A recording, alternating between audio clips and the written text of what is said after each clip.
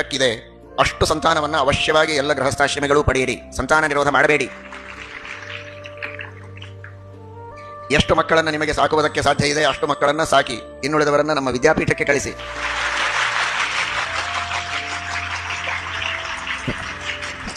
ಚಪಾಳಿಯಿಂದ ನನಗೆ ಸಂತೋಷ ಇಲ್ಲ, ಮಕ್ಕಳನ್ನು ಹಡೆದು ಕಳಿಸಿದಾಗ. ಹೆಣ್ಣು ಮಕ್ಕಳಾದರೆ ವಿದ್ಯಾಪೀಠದಲ್ಲಿರುವ ವಿದ್ಯಾರ್ಥಿಗಳಿಗೆ ಕೊಟ್ಟು ಮದುವೆ ಮಾಡಿ.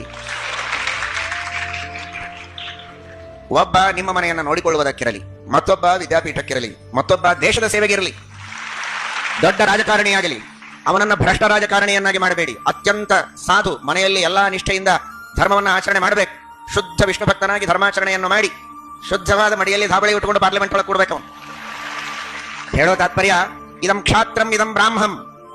ಕ್ಷಾತ್ರ ತೇಜಸ್ಸು ಕೂಡ ಇರಬೇಕು. ತನ್ನ ಬ್ರಾಹ್ಮಣ ವೃತ್ತಿಯನ್ನ ಬಿಡದಂತೆ ಬ್ರಾಹ್ಮಣ್ಯವನ್ನು ಉಳಿಸಿಕೊಂಡು ದೇಶದ ರಕ್ಷಣೆಗಾಗಿ ಅತ್ಯಂತ ಧಾರ್ಮಿಕನಾಗಿ, ಕಾಸು ಅಪೇಕ್ಷೆ ಪಡದೆ ಪ್ರಾಮಾಣಿಕವಾಗಿ ದೇಶದ ಸೇವೆಯನ್ನು ಮಾಡುವಂತಹ, ದೇಶಕ್ಕೆ ನ್ಯಾಯ ಒದಗಿಸುವಂತಹ, ಸರಿಯಾದ ಶಾಸನವನ್ನು ಮಾಡುವಂತಹ ಶಾಸಕರು ನ್ಯಾಯಾಂಗದೊಳಗೆ, ಕಾರ್ಯಾಂಗದೊಳಗೆ, ಎಲ್ಲದರೊಳಗೂ ನಮ್ಮ ಸಜ್ಜನರು ಬರಬೇಕು. ಆ ದೃಷ್ಟಿಕೋನವನ್ನು ಇಟ್ಕೊಳ್ಳಿ. ಆಯ್ತಲ್ಲ, ಮನೆಗೊಬ್ಬ, ಕೀರ್ತಿಗೊಬ್ಬ, ಆರತಿಗೊಬ್ಬಳು ಅಂತ ಅಷ್ಟಕ್ಕೆ ತೃಪ್ತಿ ಪಡಬೇಡಿ. ನಿಮ್ಮ ಕೀರ್ತಿ ಆಯಿತು, ದೇಶದ ಕೀರ್ತಿ ಬೆಳೆಯಬೇಕಲ್ಲ, ಶಾಸ್ತ್ರದ ಕೀರ್ತಿ ಬೆಳೆಯಬೇಕಲ್ಲ. ಕೀರ್ತಿಗೊಬ್ಬ ಸರಿ, ನಿಮ್ಮ ಕೀರ್ತಿಗೊಬ್ಬ, ಶಾಸ್ತ್ರದ ಕೀರ್ತಿಗೊಬ್ಬ, ದೇಶದ ಕೀರ್ತಿಗೊಬ್ಬ. ಇಂತಹ ಕೀರ್ತಿಗಳಿಗೆ ಅಲ್ಲಲ್ಲಿ ಹುಟ್ಟಿದವರಿಗೋಸ್ಕರ ಆರತಿಗೆ ಅನೇಕ ಜನರು ಇರಲಿ. ಇದನ್ನು ಶ್ರೀಮದ್ ಭಾಗವತದ ಸಂದೇಶ ಅಂತ ಭಾವಿಸಿ, ನನ್ನ ಮಾತಲ್ಲ ಇದು.